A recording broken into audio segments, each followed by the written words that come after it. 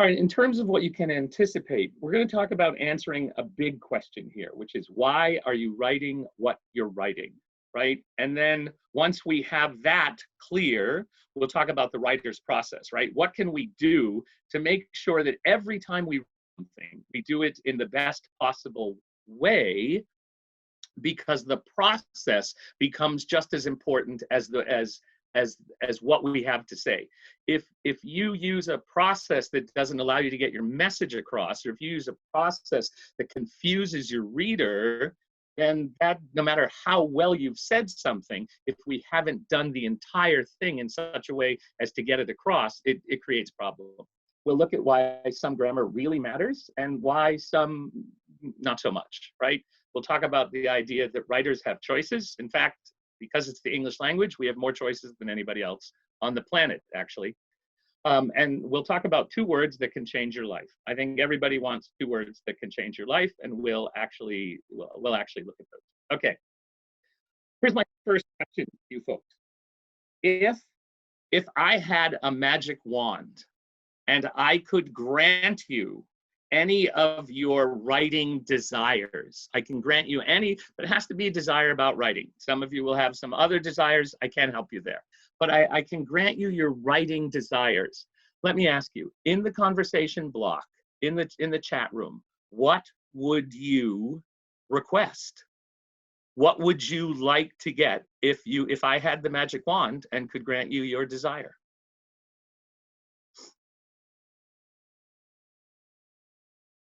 We'll give people a chance to put their thoughts into words here. What would you like to get with my wand to grant you your writer's desire? How to write grants that result in funding. Excellent. Yes, if we're going to ask for money, we hope that it gets money. Yes, yes. Perfect spelling. Ooh, we can come close on that one, Andrew. The ability to be concise. Yeah, okay. We're actually going to talk about that. Faster creativity. Ooh, that's right in line with what we've got today. The right words to say, absolutely. Engaging. Simple steps to replying back. Oh, yes, yes, yes. We're going to talk about this. Simple steps to replying back to clients. Yes, this is going to be great. All right, what else we got here? Objections overcome. Ooh, yes, yes. Customer insight. A little bit on that, Tom, a little bit, to the extent that we're going to talk about why it's important to have some awareness of that. A succinct and compelling email that draws the reader to me.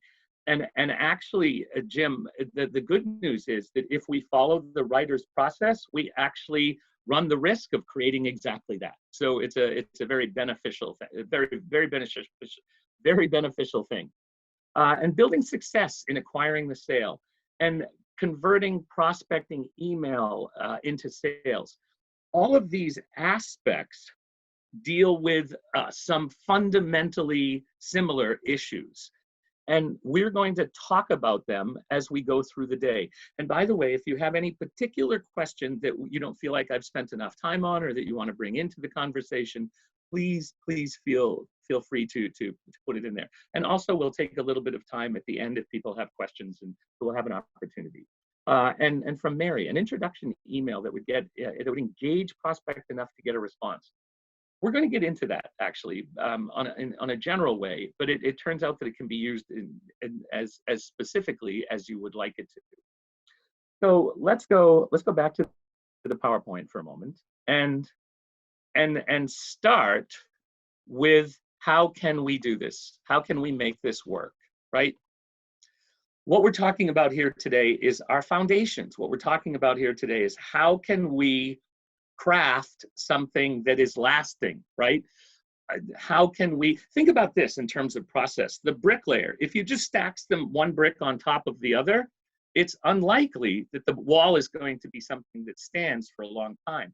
But if he takes his time and carefully constructs the edifice, it has a much greater chance of lasting. It has a much greater chance of achieving the goal that he wants it to have. And that's really what we're talking about when we talk about writing. We're talking about putting the time into the fundamentals and the foundation to be able to achieve our end goals.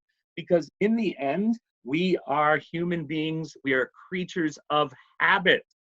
And right now, our writing habits will get us here, and we'd like them to get us a little bit further. This isn't about turning somebody who's a bad writer into a good writer. It's unlikely any of you are bad writers, but we have an opportunity in a setting like this that we can keep moving forward in terms of our writer's ability, in terms of our understanding of the nature of writing and what it means in the business setting.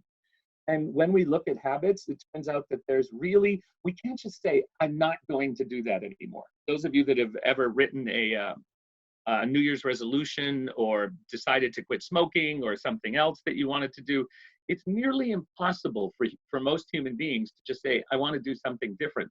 What we can do is replace an old habit with a new one. And that's why you see here that it's not that we're going to ditch the routine, we're going to create a new one, right? And this gets to a fundamental aspect of any form of training. It is entirely possible that people will learn new things in the course of any training. I've been to hundreds of them, and I feel like I've always learned something new in every one of them. But in the end, that's actually not what matters. It doesn't matter if you learn something new when you go to a training. It does matter if you do something different when you go back into your workplace, right? Because it's only by doing something different that we have the opportunity to create a better outcome, right? I'm going to say that one more time. It's only by doing something different that we have the opportunity to create a better outcome, right? And so, in a sense, that's really what all of this is about. How do we get to do something different? How do we change our old habits? How do we build new and better outcomes? And one of the keys, of course, is mindfulness, right? I mean, and mindfulness, in a sense, is what Mindset Go is really all about. And one of my colleagues' daughters drew this picture, and I thought it was a perfect illustration of our worlds, especially nowadays, right? Is our mind full, or are we being mindful of what we're dealing with? Because the difference is when our mind is full, we're stressed, we're trying to figure out what to do to deal with the situation, and we're not always in a good place to do it. We have difficulties with our emotional constructs, but when we're being mindful, it's less stressful, right? And figuring out how to cope with the situation is a simpler, clearer process.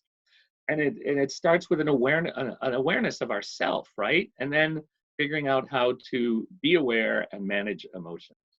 Because we may not be able to control the fact that an emotion pops into our head, but we can control how we respond to it, right? And all of these things help keep us in a better place. So if you have to write something and you are so constricted in terms of the pressure to get it done, it's actually hard to be creative. It's actually sometimes impossible. So being mindful of our situations creates a different sort of opportunity. All right, beginning with the communication cycle. Why are you writing what you're writing? And when you think about it, this is, how to say, this is really the fundamental question of anything that we put down on paper or when we set our hands on a keyboard. You have to stop and think and answer this question because, well, let me ask you this. What happens when you don't know why you're writing what you're writing? We'll come back to the webinar chat. What happens when people aren't really clear about what it is that they want to say and what it is they want the words to do when they get to their reader? What does that create, that confusion about why we're writing in the first place?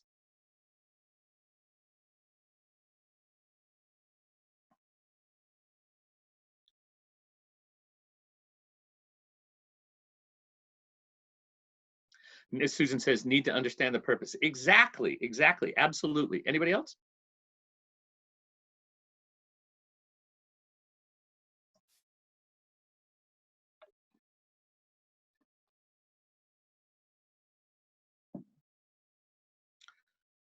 They ignore what we think we're, oh, yes. Thank you, Philip. They ignore what we think we're saying. We think it's important, right? As Jim said, I waste time, mine and theirs, and it lowers their impression of me. This is absolutely the case, right? This is really what we're talking about here. So we have to understand in the communication cycle, right, that you saw here in the slide, the communication cycle, it's not enough to get to the point where you get your words to the audience, right? It can't just be, I'm the sender, I have something I want to say, I know what my message is, I'm pretty sure about it. The medium, I'm going to write it, I'm going to send it in an email, in a text, whatever it happens to be, and I get it to the audience. Great, I'm done. Except, clearly, I'm not.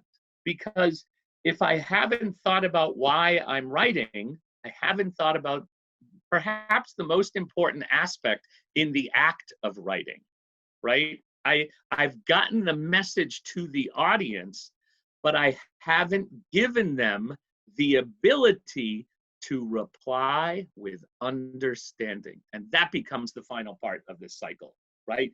I have a message, I send it to them, the audience gets it, but if I don't give it to them in a way that they can reply with understanding, then in the end, it's a fail. It's clearly not going to do what it's intending because I haven't prepared for that. Does that make sense? I haven't given them the necessary understanding to be able to reflect back to me what they've got. Right? It doesn't matter what the purpose is. If it's sales, I need to give them the information they know to make a decision. If it's a question, I need to give them all the information so they can answer the question, right? I mean, we've all seen this. We've all seen a situation where somebody says an email and says, are you going to the meeting? Tell me if you've seen this before. Just a quick why on the chat. Are you going to the meeting? What meeting? The meeting on Tuesday. I didn't know there was a meeting on Tuesday. Who's having the meeting? The whole department. Oh, where's the meeting? In the, oh my goodness. And the next thing you know, you've got like 9 emails for a conversation on the phone or in person that would have taken 3 seconds, right? And then you could send a follow-up confirmation email. Wonderful. Or here's the question. If you're going to send an email and ask if somebody's going to the meeting, what do you need to do? What should that email have in it? I'm just going to open this question up. What does that email have to have if I'm going to use an email as the medium to find out if you're going to the meeting?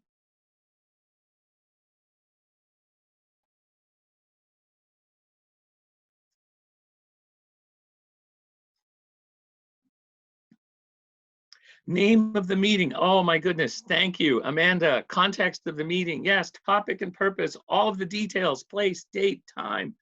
Absolutely. All right, you guys are, I'm loving this. This is great. By the way, please don't feel like if somebody put the answer in, it's always the correct one, because clearly, as you guys have just demonstrated, there's lots of possibilities, right? Good subject line and details. We'll talk about that a little bit as well. But you need all of the information. So if I'm going to send you that email, I need to say, are you going to the department meeting on Tuesday in the conference room, which starts at 3 o'clock? Yes or no, right? They even wrote a country song about that. Check yes or no. This is exactly what we're talking about. That's what you need to do if you're going to be writing to someone, if you're going to be asking them a question, we need to give them the information that they require. And that becomes critical, right, in terms of your perspective as the writer. Okay. So that's the communication cycle. The next thing we're going to look at is the idea of choices. You're going to have choices as a writer. Please, would everybody take a look at the screen and tell me what you think of my choices? I'm very happy and satisfied with my choices. Do you like my choices? If I asked you to create a one-word commentary on this, what would you say?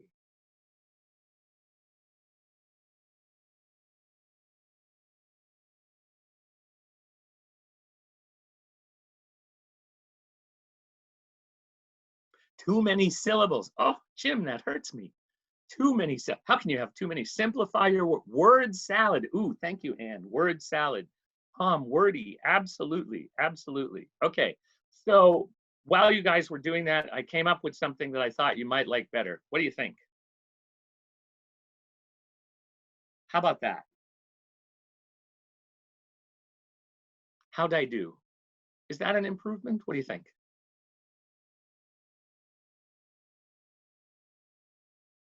Ah, yes, I've made them happy. Woohoo! As my reader, I've given you all the information that you require. Ooh, Jim has a great question though. Business writing for whom? In this case, I'm already, how to say, I've already selected my audience, or in this case, you've self-selected, if you will. So I'm okay as long as I'm clear about who my audience is, right? As long as I'm, as long as I keep that awareness of the individuals involved, then we're okay. All right, great. And this is, this again, this is your choice all the time. As a writer, you have these choices. And today, good choices can earn you a virtual gold star. Throughout the course of the PowerPoint, you may find mistakes that relate to style, syntax, it could be grammar, it could be punctuation, it could be any of these things. So if you want to earn a virtual gold star, just point out one of the mistakes as we go along. Now, I want to be very clear about virtual gold stars. They have no cash value, right? Kind of like Bitcoin. So it's just, oh wait, too soon? No. So but you absolutely have the opportunity to earn them as we go through the day. All right. We're going to talk about the writer's process in just a second here. By the way, anybody have any problems with anything I've shown so far?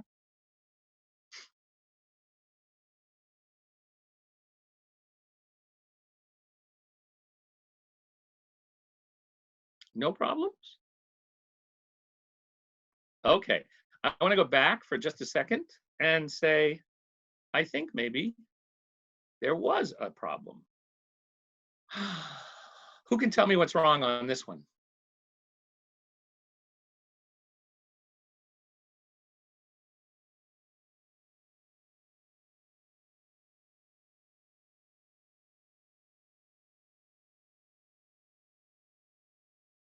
All right, there we go. Ah, no period. Thank you. There, punctuation. Yes, thank you. There, I'm going to call that a choice, right? Second phrase is not a complete sentence. Thank you. So there's a consistency error, right? We're talking about parallel construction here. And I'm going to call there a choice. Let's go back to it just for a second. Sorry. They may be grammar, style, or syntax errors, but it would be an incorrect choice because we're talking about errors, and they normally refers to people. So while it wouldn't be technically wrong, it's not the best choice. So good for you guys for finding them. Excellent, well played. All right, so let's go on. The writer's process. The very first thing I'd like you to be aware of is what we call the pre-write, or the organizational phase. What I'd like to do is list these and then go through them with you. All right, so the first thing we're going to talk about is organization. Once we're past the organization aspect of writing, we're going to talk about free writing, right? And free writing is very simple. Put words on the paper. What do I do in free writing? I put words on the paper. I'm not interested in if they're spelled correctly. I'm not interested in if they're punctuated correctly. I'm not interested in any of that. I'm interested in turning my thoughts into words on the paper or words on the screen. That's all I'm interested in free write. So I'm going to steal this from Nike and say no fear, right? It's not about worrying about, will this do what I want it to do? What do I think I should write? Put the words down on paper.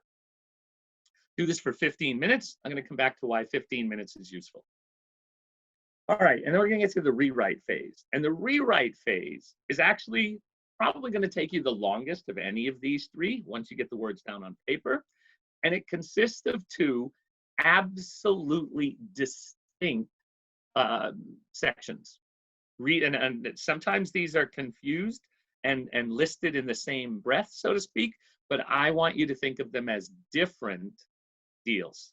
And the first one is editing, right? And editing is not this one. Editing is not proofreading. Proofreading is different, right? So when you look at these things, what do you see, right? Mistakes. We're gonna, when we talk about editing and proofreading, we're gonna talk about why they're two very different things. So pre-write, organization, free write, no fear, 15 minutes, rewrite, edit, and proofread. All right. Now, let's go back here. By the way, please feel free to point out any mistakes in my PowerPoint. As I say, I'm looking for them. I need you guys to help me make this better.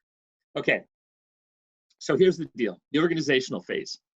When you start to organize, oh, proofread, excellent, virtual gold star, spelling error, which was spelled incorrectly, which just makes it funny if it was deliberate and funny if it wasn't, both ways. Proofread typo, absolutely good stuff. So in the organizational phase, what you want to do here is think about what you want to say and how you want to say it. I'll give you an example. You have several points that you need to make in an email, just a couple, that's fine. Which one should go first? Which one is the most important? Because that's what we're going to see we have to start with, right? We're always going to start with what's most important. There's a couple of reasons for this, and we'll see them as we go through. But the organizational, there's a really useful aspect to organization that you can make use of. You can do this in a couple of different ways, and they all achieve the same fundamental goal in terms of how you see your writing, and that becomes the key word, see your writing. So you can create an outline. You can create, you can take something as simple as sticky notes and put your main points on a sticky note. And what this does is it creates an opportunity for you to see what you're trying to say. The reason this is significant is because as human beings, about half of our mental activity is oriented towards the visual. About half of your brain power focuses on visual input. And about 70% of what's coming into our mind is visual in nature. So when we can use something like an outline or something like sticky notes to show us what we want to say, it's actually very beneficial because it causes different parts of your brain to be utilized when you're thinking about reading. Otherwise, we're just making pictures of words, which is how people think. We always think in pictures. We don't think in syllables, we don't think in letters, we think in words, in pictures of words. And so putting it down in a written form already, right, so that you can see it alters the way you understand it in terms of your mental process. So using this organizational technique, especially sticky notes, because what's great about sticky notes is you can look at it, and if you don't like the way it's set up, if you don't like the way it transitions from one point to the other, all you have to do is move the sticky note from one point to another. That's it. And now I've gone, oh, now this makes much more sense to me that I talk about this first, and then I talk about this, and then I talk about this. So however you use these aids, if you will, it's beneficial. Now, I want to be clear about one thing. This process applies literally to everything you're going to write, but you will apply it differently depending upon your writing situation. For instance, if you're going to send a 6-word text, you are not going to create a rough draft of it. You are, however, still going to think about what it is you want this 6 words to say, right? What am I putting these words down on my phone for, or in a chat with people at work, whatever it happens to be.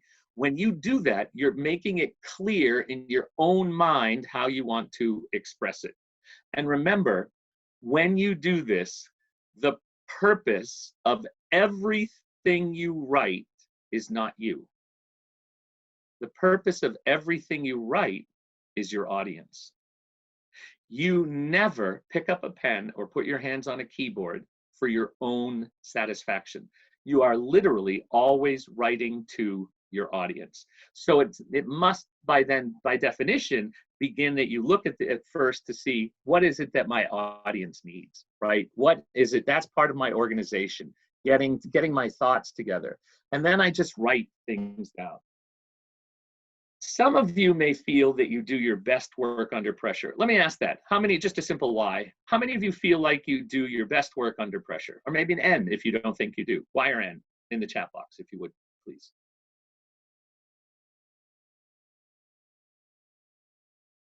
Sometimes, no way, yes, absolutely. Great, thank you. So it's not unreasonable to think that. However, when you know the deadline, it does help you focus. Thank you, Susan. You're absolutely correct. It's not, what happens is, it's not that human beings work well under pressure, because by and large, we simply don't, right? This is a reality of human nature and physiology. We don't work better under pressure. Actually, our brains don't work as well when we're under pressure. But what happens in that setting, and it probably goes back to a high school or a college class, is we had to get a paper done, and we put it off until the last minute. And so for 2 hours just before class, we wrote this 5-page paper, and then we turned it in, and we got an A. And we were like, holy Toledo, I got an A on this paper, and I wrote it in 2 hours. I work great under pressure. Unfortunately, it was the wrong lesson. We actually don't, and what created that great paper wasn't working under pressure. It was 2 hours of uninterrupted, focused concentration. That's what allowed us to create the great paper. And I know that 2 hours to write what you need to write is probably not something that you can just set aside and delve into. If it is, all the better, right? Absolutely great. If you can't, can you do it for 15 minutes? And for most of us, the answer is we can make that work. We can make 15 minutes work. Sometimes a half hour, some people can dedicate a half hour, but for the most part, nearly all of us are able to find 15 minutes to put our thoughts together.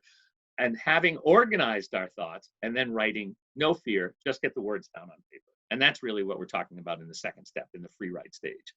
And then we get to rewrite. And again, rewrite, you're gonna hear me say this probably a couple more times, 2 separate and distinct phases. It's editing, which is for content and power, right? We edit for content and power. And then we proofread to make sure that it's flawless. So this is the writer's process. And there's absolutely nothing that you should write that doesn't involve you doing this. Again, you're gonna, you're gonna structure your needs according, once again, to your audience and to what you need to say. I need to type a 2-line email. I don't need to write for 15 minutes to do a 2-line email. But I do need to think about what I need to say. I do need to make sure I take my audience's needs into consideration.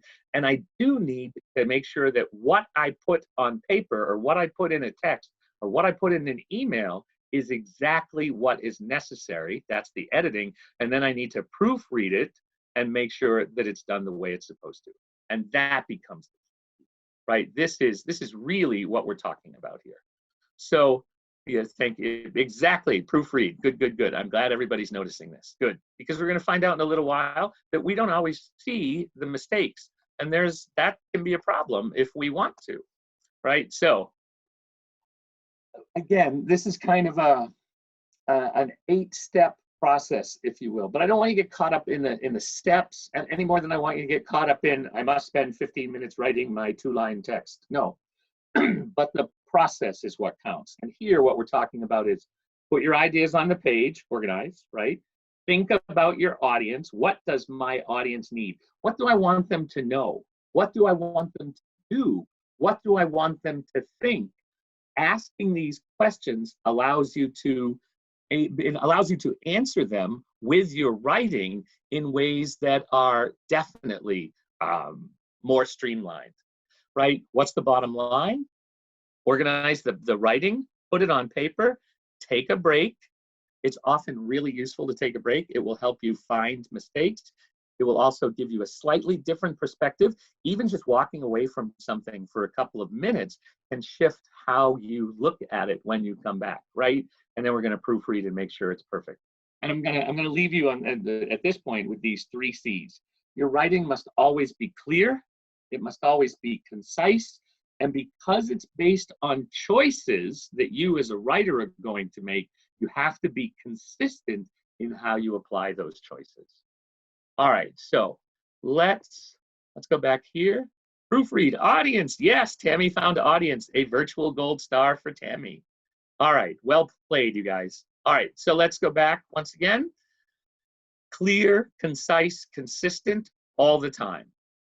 All right. Where do we begin? Not in the process, but when we're putting things down on paper. We're going to start with first things first. By the way, I'm going to flat out tell you there's a mistake on this slide, and I want to see who notices it. We're going to begin with first things first, right? That's the most important thing. We'll talk about that in a moment. The reason we're going to begin with first things first is because of a psychological aspect called primacy and recency. We're going to talk about the call to action, and then we're going to talk about the best advice that was ever given to me as a young writer about 35 years ago that I have never forgotten.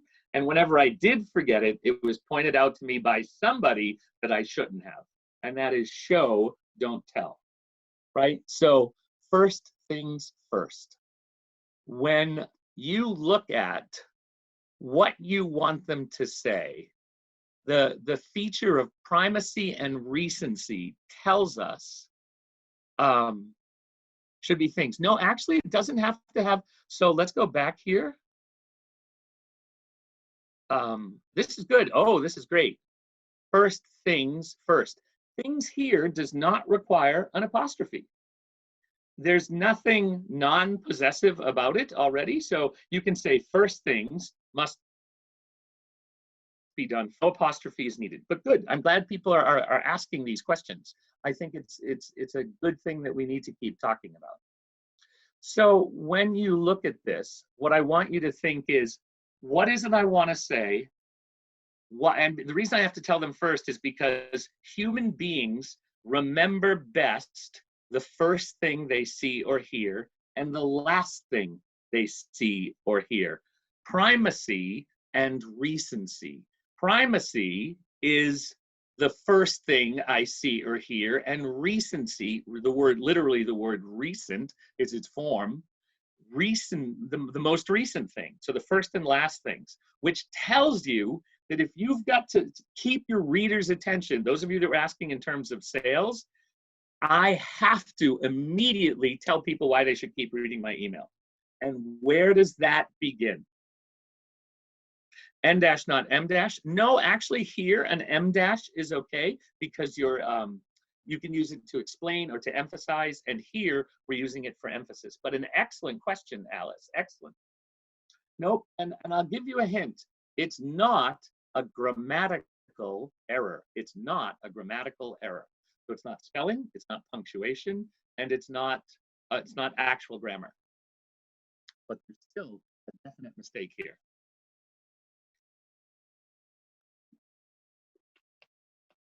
Nope. Nope. But let's see. Capitalize A. Call to action should be last. Nope. Because I can word them as, again, these are choices, right? A and 2 don't need to be capitalized. Those are choices, but you're getting warm. I'll give you that much. So let's keep going about this. Use the same type of word at the start of each bullet first. No, actually, no. That, again, those are choices. Those are, for those of you that are looking, the same type of word. They don't have to be verbs or nouns. You may want to make sure they're consistent in some cases, right? But I can say first things first, primacy, recency, call to action, show, don't tell. Those two are together. Those are all good. The call to action, I need you to do something as a result of what I'm sending you. And when that situation arises, what we're talking about is that needs to go at the end. Tammy for the virtual gold star. Yes, Comic Sans doesn't belong anywhere by some opinions, and it definitely doesn't belong here because it's the only place we used it, right? Here, when we go back, if you look over here, I didn't use it there. I didn't use it there. Why would I start using it here? Consistency, right? We said the 3 C's, clear, concise, and consistent. Good, well played.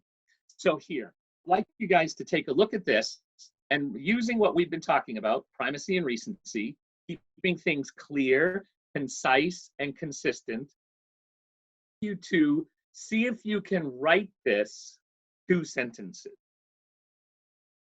I'll give you a hint. This is not a good email. But see if somebody can write this in 2 sentences, and I'll give you a couple minutes to do this.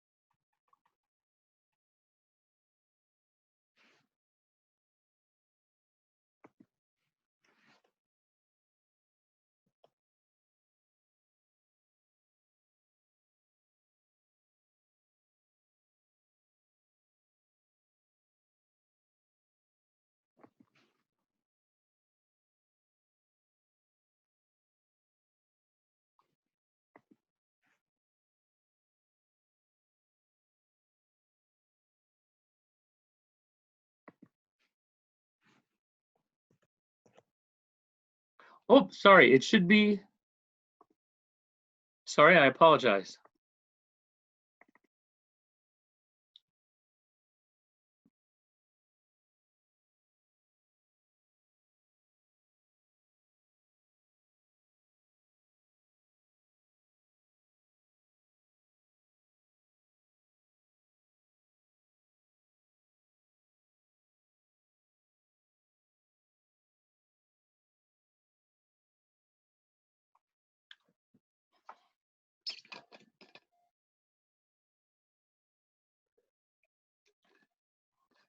All right, what do you got for me?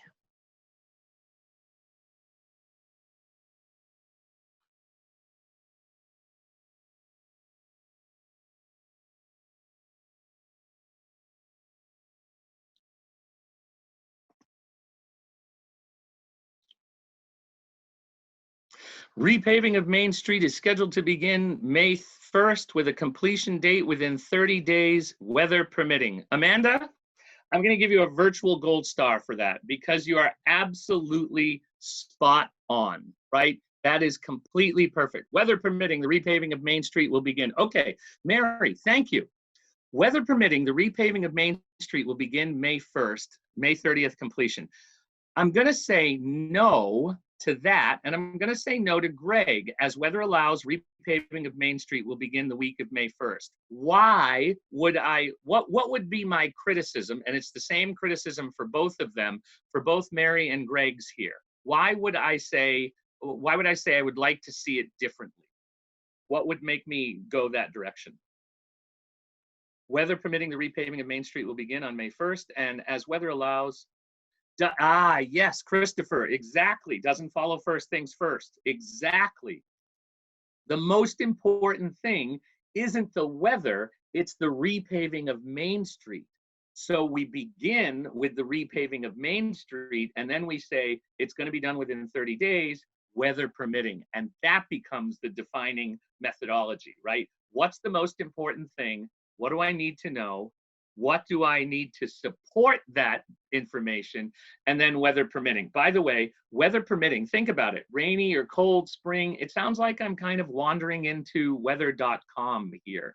And so this particular slide really doesn't do it for me. It's just, it's got problems. It's not gonna work. So the repaving of Main Street will begin the week of May 1st. We hope to complete the job within 30 days, weather permitting. Done. Simple, easy, direct, and we don't break any of the rules that we've been talking about.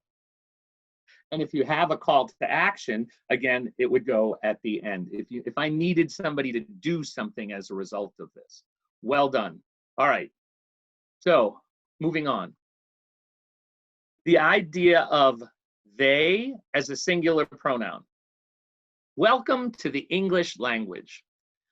Until recently, you would never see this. Thinking or trying to concentrate, they would not like to be disturbed. You would see when one is thinking or trying to concentrate, he or she would not like to be disturbed.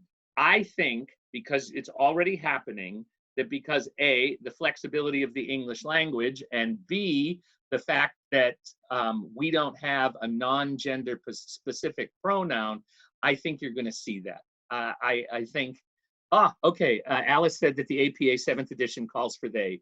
Yeah, and see, Jim said, I think that's poor grammar. And for a little while, I think you're going to see these two sides duking it out, if you will.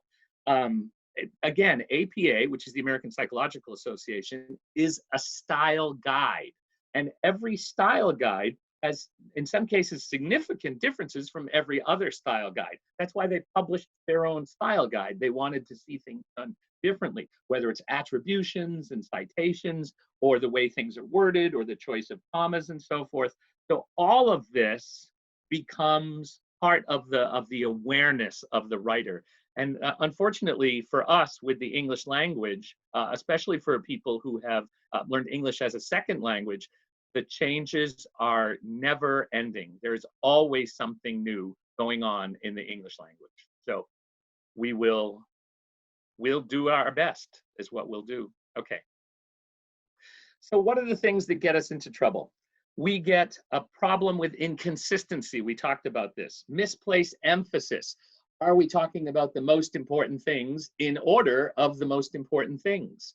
Is it organized properly? Unclear purpose, going back to the very first step of the writer's process. Run-on sentences, which is exactly what we just saw in the last slide. That was actually all one sentence, 10 lines of text, one sentence. Or the opposite, people will write a sentence fragment, right? Non-parallelism. An example in that particular one is they said May 1st and June 1. Either one of those is okay. May 1st, June 1st, May 1, June 1. Both are fine, but again, goes back to consistency. Misplaced modifiers. We're going to see a perfect example of that very shortly.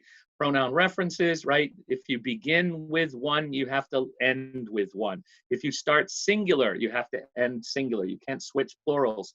Verb and subjects have to agree.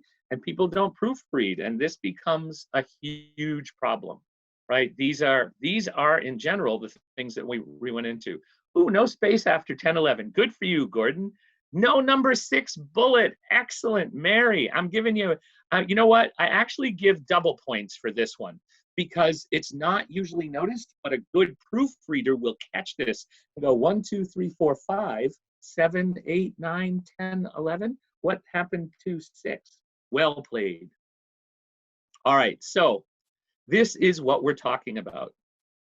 Someone once said that the best way to write a good email is to write the email, delete most of it, and then send. And while this is intended with a bit of humor, to be very honest, there's actually a great deal of wisdom behind it, right? When we put something down, we're in our mind. And in our mind, when we write something, all the words make sense. This happens all the time. We don't, and then when we convey these words to somebody else, they didn't make sense to people. They, exactly. And Susan said, "What about proofreading before send?" I would say absolutely, right? This is with all that having been said. Ooh, thank you, Alice. These cliches, pursuant to our conversation. I want to be really clear. Not even a lawyer has ever spoken the words out loud pursuant to our conversation. We would never say those in a conversational setting. We would say, as we talked about, or as we spoke of. But for some reason, when we get into writer's mode, we start to think we want to use big words. Don't get me wrong. Part of it isn't your fault. In the early years of business writing, many people were taught that formal business writing uses big words. But to this, I would refer them to one of the former justices of the Supreme Court, Oliver Wendell Holmes, who was also a doctor. And he said that some doctors find the need to ligate an artery.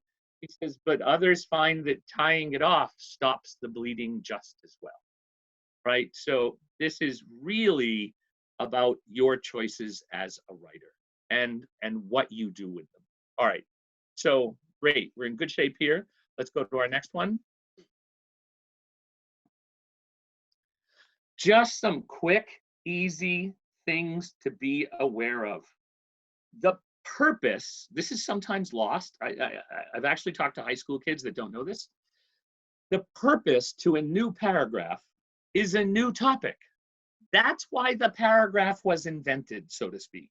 So, but what happens is, just as you saw in that sample email that you rewrote, there were like 5 things going on. There was the city council and the weather and the repaving and the this and the that. All of these things just make people confused. One paragraph, one topic, which means sometimes you will have a 1-sentence paragraph. That's absolutely fine. No issues whatsoever. But vary the length of them. Try not to make them more than about 10 lines at any one time, right? And once again, primacy and recency, the first sentence in the paragraph has to be the most important sentence and tell me what it's about. And let's take this even a step further removed.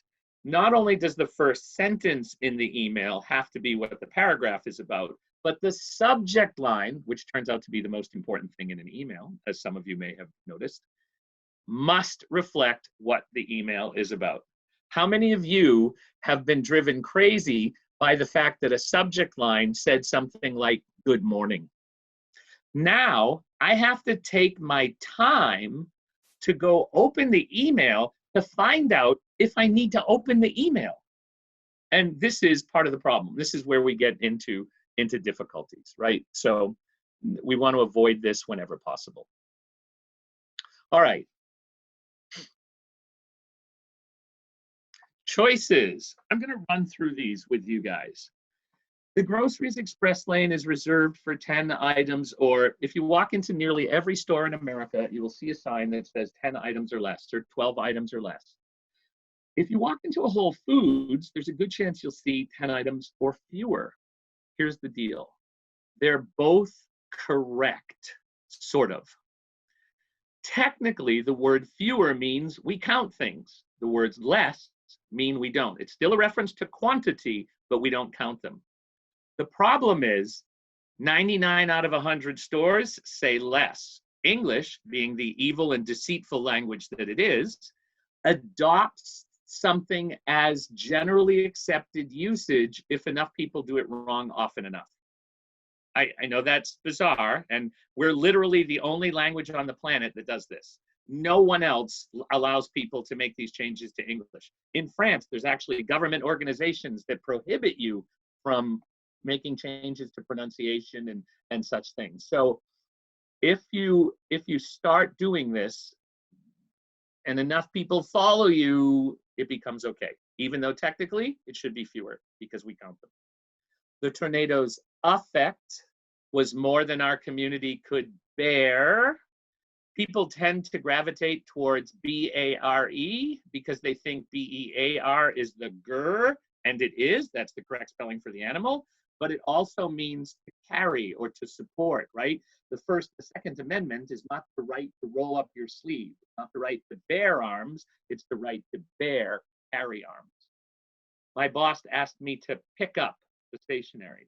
So pick up, when it's hyphenated, is Amazon scheduled a pickup in the afternoon. But pick up, 2 words, is what you do when you pick up something off the ground. Stationary, again, these are all choices, but we have to make the correct one. This is why the style guide can be important, right? Stationer is somebody who sells the paper, so it's stationery, if you will. It's still pronounced stationary, but stationary means it's stable, right? I paid extra principal. I love this one in particular because an entire group of financial analysts mostly got this wrong. We've been taught the principal is your pal, P-A-L, right? But it's actually also the amount of money. And principal, P-L-E, is my beliefs, right? I won't violate my principles. And then the last one, let's see how you guys do on this. I'll just throw it out to you. Distribute the money between all 5 of the managers, or is it distribute the money among all 5 managers? Which one should it be? Between, among, okay. If you said among, you're absolutely correct. If you said among, why is among correct? Ah, yes, from Kyle, virtual gold star, buddy. Kyle said among because it's more than 2. Between is just 2, James as well. Among means more. By the way, there's another variation of among, amongst. You simply don't hear it very much anymore. So just to be aware that there's always all kinds of possibilities out there, but you have choices and you need to make sure that you make the correct ones. That's the important thing. Here's a quick one. Each manager was asked to share their opinion, but it's the wrong there. If you have questions, please call Mark or me. Right? Again, you see each of these. Here's one that doesn't matter. I said that some rules you could break. I just want to lay down. It should be lie down. That one matters. Until the 12 o'clock news. Technically, if you use the word o'clock, you're supposed to spell out 12. We don't pay any attention to that. No one loses any sleep. And the company lost its lease. Here, I'll let the last one for you again. The company lost its lease due to late payments and will have to move. Due to a late payments and will have to move. What are the problems with that?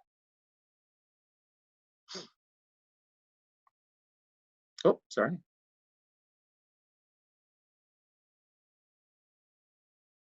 What are the issues with that one? The company lost its lease due to a late payments and will have to move.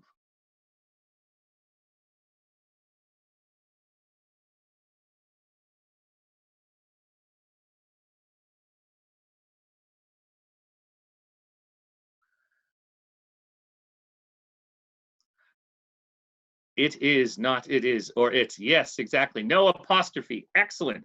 By the way, everybody has one of these, something they will never let go of, right? Even if you're not a member of the grammar police, there's something you won't allow people to make the mistake just because they can get away with it. It's its. Its is already possessive, and the only time it gets an apostrophe is if it's it is. Yes, and from Lisa, it is a late payment or many payments. Excellent, excellent. Very good. You guys did great on that. Well played. All right. So here's why it matters a lot. Tell me what you think. How would you fix this is going to be the big question.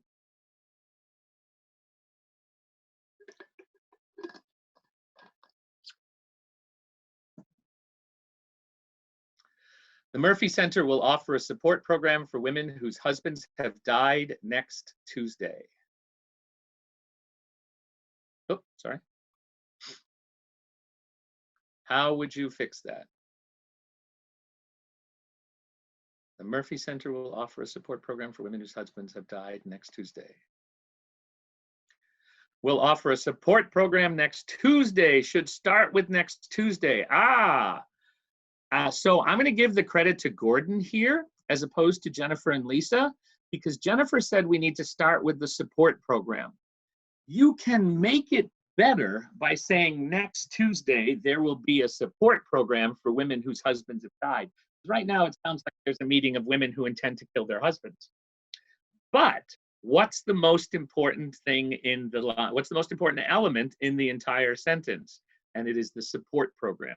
So where are we going to put it? We're going to put it at the beginning. So this is corrected. Like I said, you can make it better, but what you don't want to do is say the Murphy Center will offer next Tuesday, the Murphy Center. Nope, because the Murphy Center isn't the most important thing.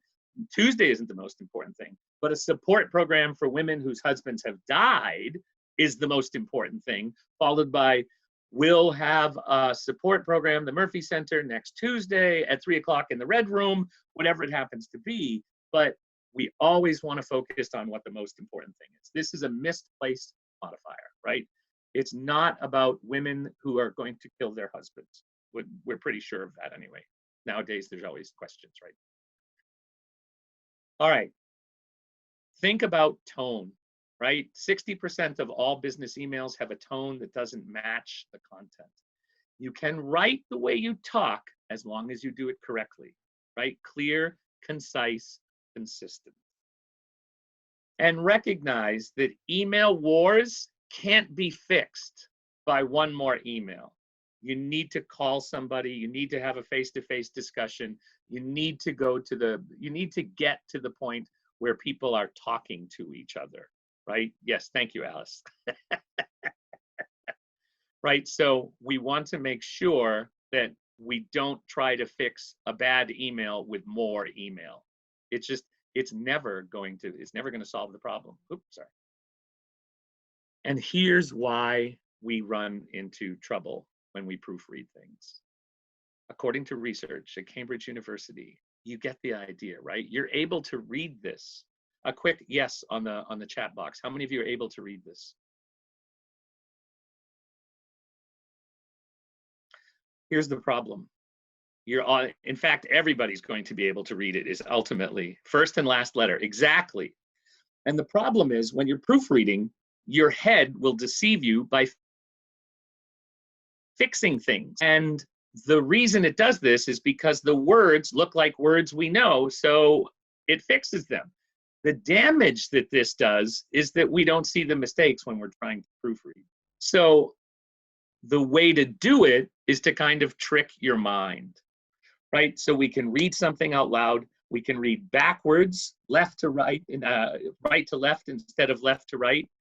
Take a break. Sometimes just getting away from it, walking away for a minute or two will be good. Read it again, read it in a different light.